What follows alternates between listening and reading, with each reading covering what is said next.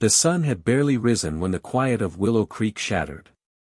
A crisp, cold morning breeze drifted through the neighborhood as golden light spilled slowly across the driveways. Birds were just starting to chirp when a loud metallic clank echoed down the street. I had just stepped out of my small rental house, coffee in hand, when I froze at the unbelievable sight in front of me. A tow truck, an actual full-size wrecker, was reversing toward my Army Humvee. For a split second, I thought I was dreaming. But then I saw her. Arms crossed, lips pursed, wearing her signature floral robe and a blindingly bright sun hat, Karen, the self-appointed queen of our HOA. She stood beside the tow truck like a commander ordering an attack. Perfect timing, she snapped at me as I walked closer. "We're finally removing that illegal vehicle from our neighborhood." My stomach tightened.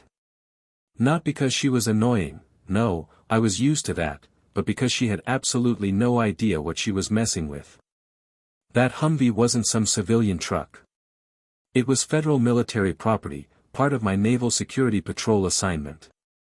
I had brought it home only because I was on a 48-hour emergency standby. The base knew. My commanding officer knew. Everyone knew, except apparently the woman now trying to tow it away. The tow truck driver looked uncomfortable. "Ma'am, this thing looks like military issue."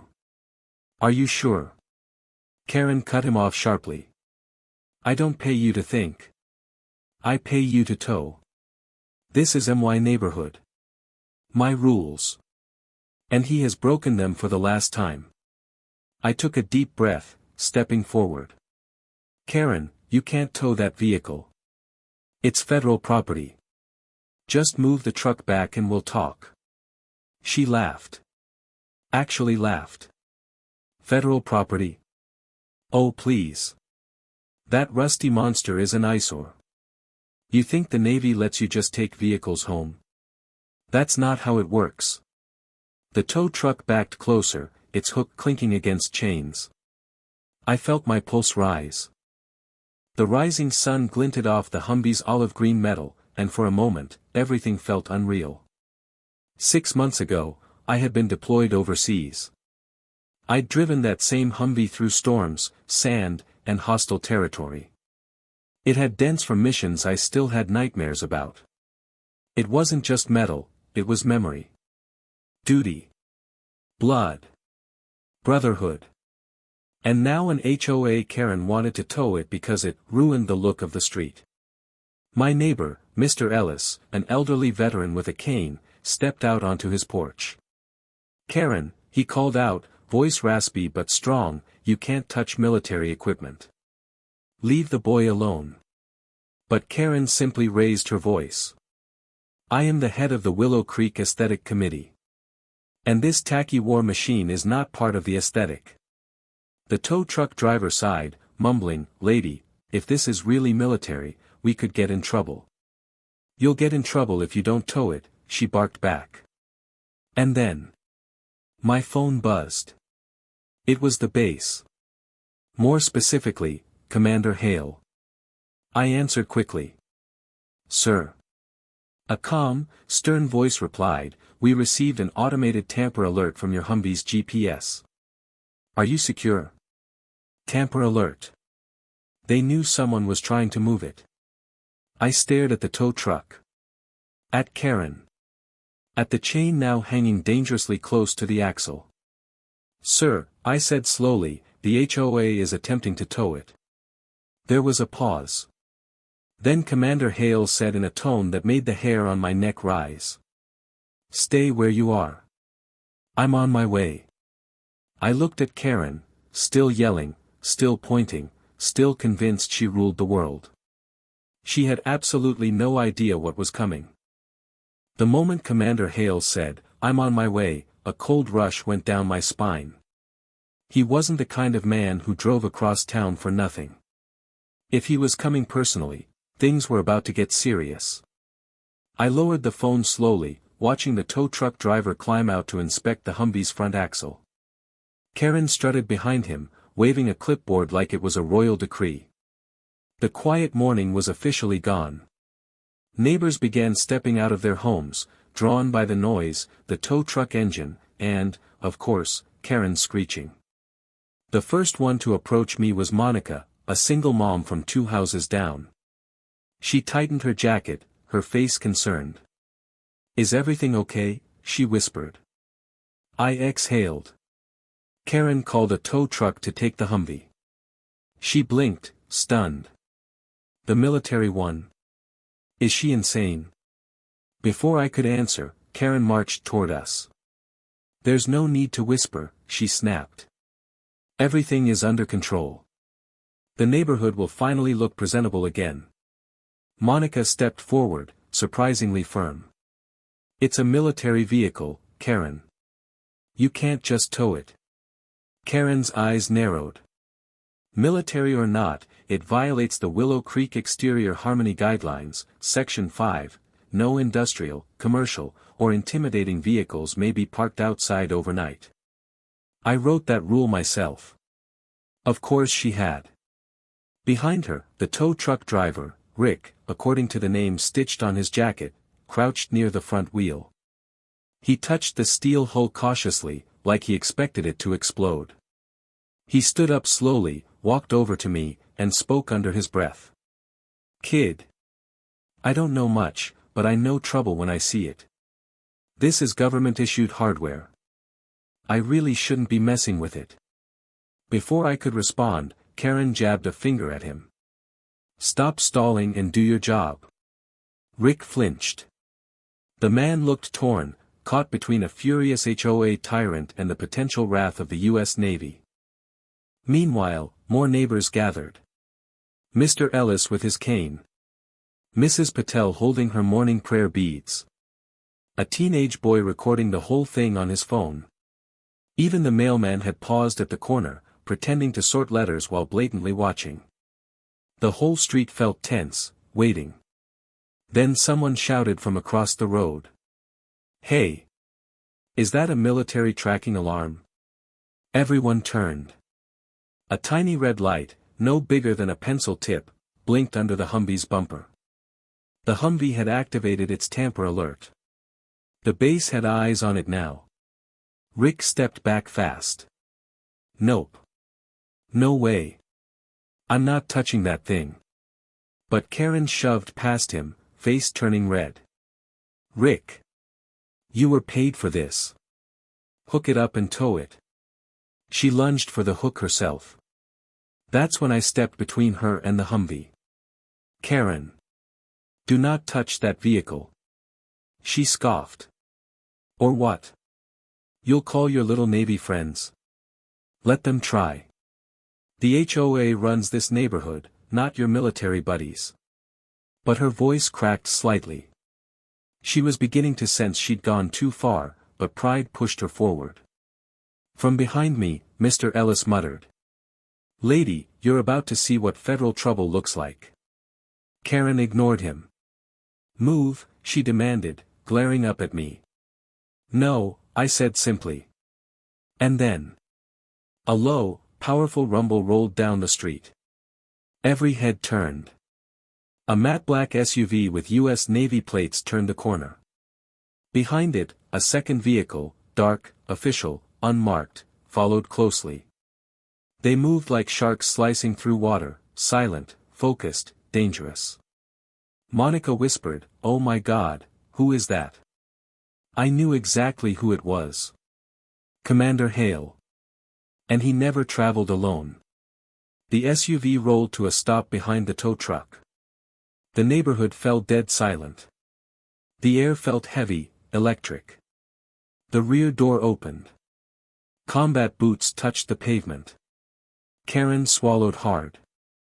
She had no idea the storm she had just summoned. Commander Hale stepped out of the SUV with the calm intensity of a man who'd seen more chaos than any suburb could ever produce. The morning sun caught the silver trim on his uniform as he walked toward us with measured, deliberate steps. 2 Navy security officers followed behind him, silent and alert. The neighborhood froze. Karen, for the first time all morning, looked unsure. Her posture stiffened, her perfect suburban confidence cracking around the edges. Commander Hale stopped in front of me. "Petty officer, are you safe?" "Yes, sir," I replied quickly, standing straighter. His eyes shifted to the Humvee, then to the tow truck, and finally, slowly, to Karen. "What exactly is happening here?" he asked, his voice calm but razor-sharp. Karen forced a shaky smile. "Good morning. I'm the head of the Willow Creek HOA. We're simply removing a vehicle that violates community rules. This Army truck is an eyesore." Hale blinked once. Slowly. "That Army truck is federal military property." Karen waved her hand dismissively. "Well, it shouldn't be here. And rules are rules." Hale took a step toward her, his shadow falling over her driveway.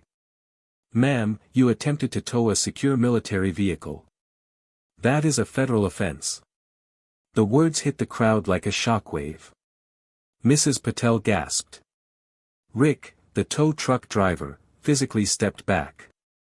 Even the teenager recording whispered, "Holy crap." But Karen, being Karen, refused to back down. "Oh, please.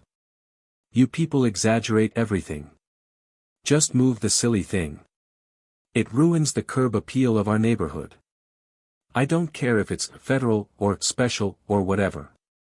It does not belong here." Commander Hale's jaw tightened. "Ma'am, step away from the vehicle." Her face reddened. "This is my neighborhood. I will not be bossed around by some uniform." I saw the officers behind Hale exchange glances. They weren't moving, but they were ready. Karen continued, pointing her clipboard aggressively. "I'm filing violations. I'm filing complaints. You can't just park military vehicles anywhere you want. If he wants to play soldier, let him do it on the base, not here." I felt something twist in my chest. Not anger. Not embarrassment. Pain. She didn't know, of course. She couldn't know. But her words ignited every memory I'd been trying to quiet since coming home: desert nights, the hum of engines, the fear of not making it back, the faces of friends I'd lost. Monica, sensing my reaction, stepped closer to me and whispered, "Don't let her get to you." But emotions were already stirring. Hale noticed. He stepped in front of me slightly, shielding me from the confrontation. Then he turned to Karen again. "Ma'am, this operator is on federal standby orders. He has full authorization to keep this vehicle here. Your interference triggered a tamper alert that notified Navy security. You are obstructing military operations." Karen scoffed. "Military operations? Here? What a joke." Hale's voice dropped to a slow, deadly calm. "No, ma'am. The joke is that you believe your HOA bylaws supersede the United States military." A hush fell over the street. Rick, the tow truck driver, finally broke the silence. "Ma'am. I'm leaving. I'm not touching this thing. My company's not touching this thing. I'm not losing my license over HOA drama." He climbed into his truck, started the engine, and drove off without another word. Karen's mouth dropped open. "You can't leave. I paid you." Rick leaned out the window as he rolled away. "Lady, you should have told me you were trying to tow the Navy." A few neighbors chuckled. Commander Hale turned back to me. "Petty officer, secure the vehicle. We need to inspect the tamper alert." "Yes, sir." As I walked toward the Humvee, people backed away like it was radioactive. Hale followed, scanning its exterior for damage. Karen marched after us. "This isn't over. I'll get the board involved. I'll get lawyers. I'll..." But before she could finish, one of the Navy officers stepped forward and said, "Ma'am, you should really stop talking." The officer wasn't being dramatic. He was warning her. And she had no idea how close she was to crossing a line she could never uncross. Commander Hale stood beside the Humvee, running a gloved hand along the bumper where the tamper alert had activated. His expression was unreadable, calm, but calculating. The kind of look that meant trouble was simmering just beneath the surface. The neighborhood watched in breathless silence as he turned back to Karen. "Ma'am," he said, "the alert shows multiple unauthorized attempts to move federal property.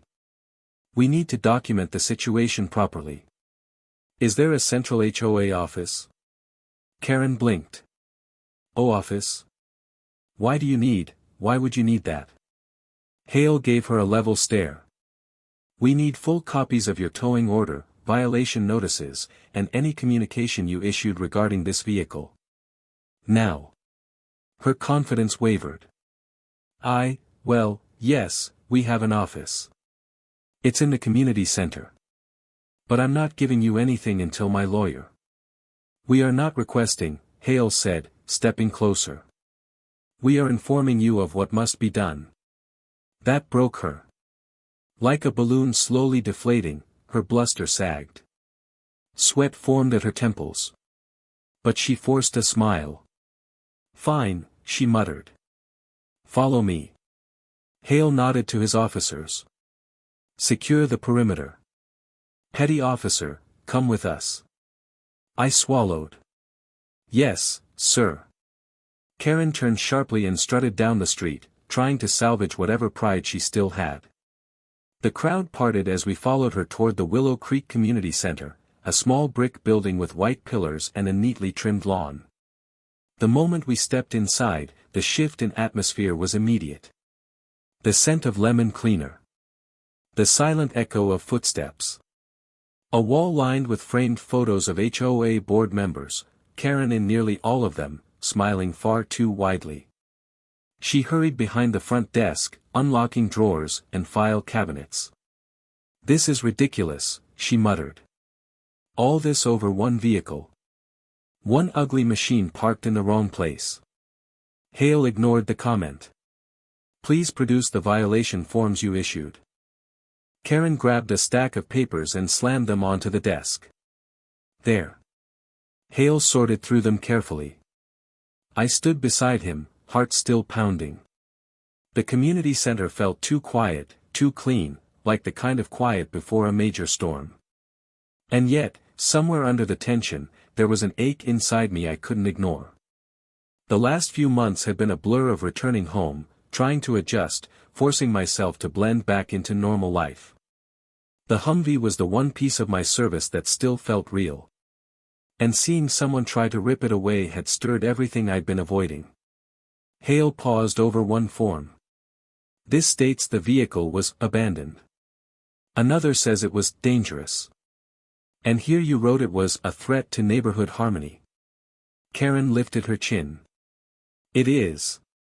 And you filed these without verifying the registration with federal authorities?" "I don't need federal permission," she snapped. "This is the HOA. We make our own rules." Hale slowly put the papers down. "Ma'am, ignorance is not a defense." The room felt colder. Karen's eyes darted between us. I was only trying to improve the neighborhood." Hale sighed, almost disappointed. "The consequences of interfering with military property can include fines, federal charges, and mandatory review by Homeland Security." Her knees visibly weakened. "I didn't know," she blurted. "No one told me." "That," Hale replied, "is exactly the problem." He turned to me.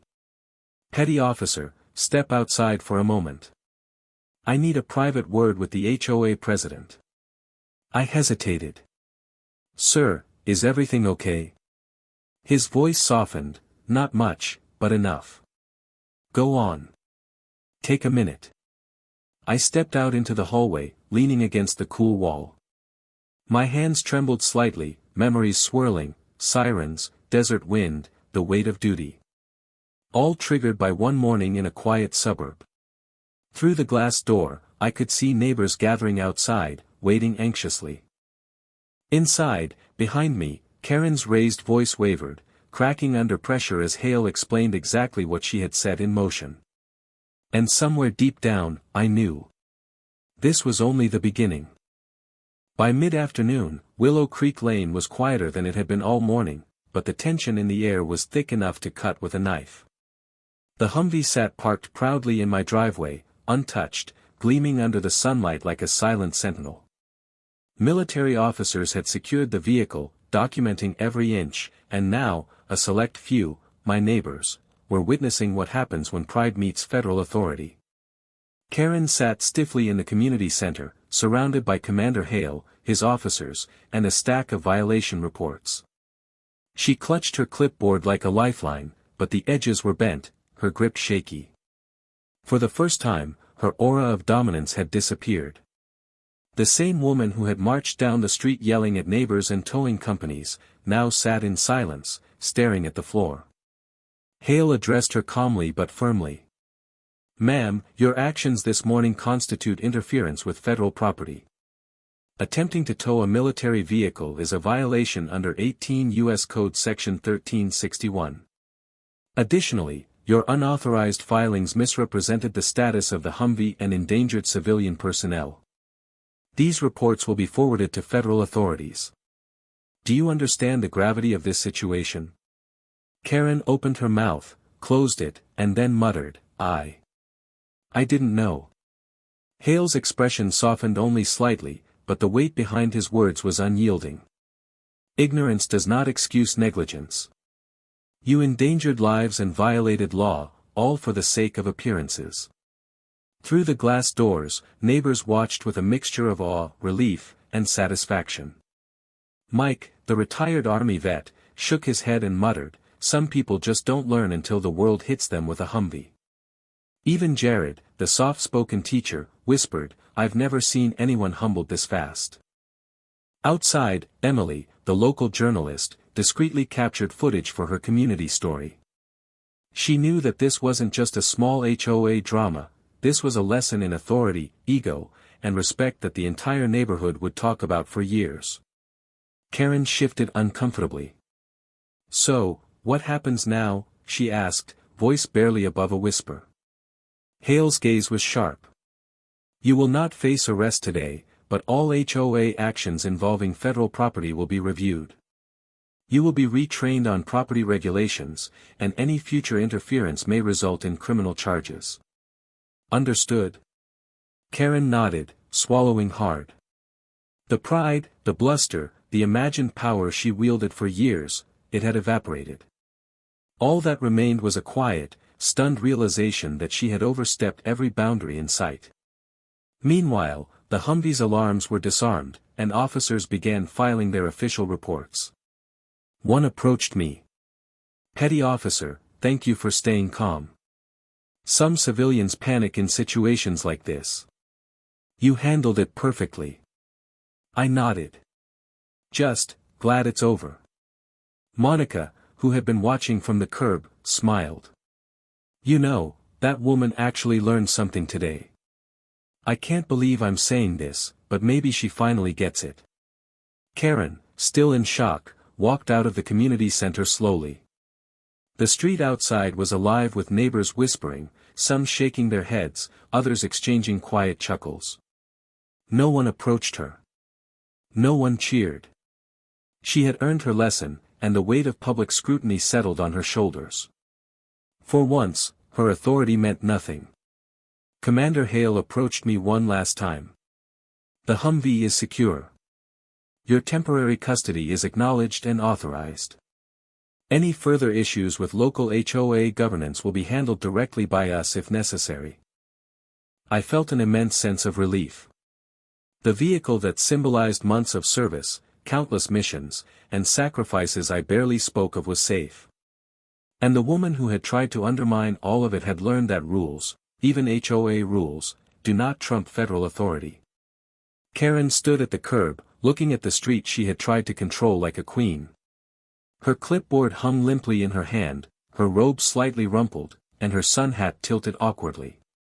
The hum of the neighborhood resumed as normal, mail trucks rolled, kids played on porches, and leaves rustled in the gentle breeze. And yet, the lesson lingered in the air like a warning. Power without knowledge is dangerous. Pride without respect is meaningless. And sometimes, no matter how much you scream, there's a force bigger than HOA bylaws, bigger than your personal agenda, bigger than Karen Langford herself. I walked to the Humvee and placed a hand on the armor. Memories of distant deserts, convoy missions, and silent nights overseas flooded my mind. And now, finally, a quiet pride replaced the adrenaline and fear. The Humvee wasn't just a vehicle, it was proof that authority, patience, and duty always prevail over ego. Karen glanced once more at the Humvee, her expression unreadable. She realized, too late, that this was a battle she could never win. And as the sun dipped lower, casting golden light over Willow Creek Lane, the street returned to peace. For the first time in years, Karen's rule was broken. Not by argument. Not by neighbors. But by reality.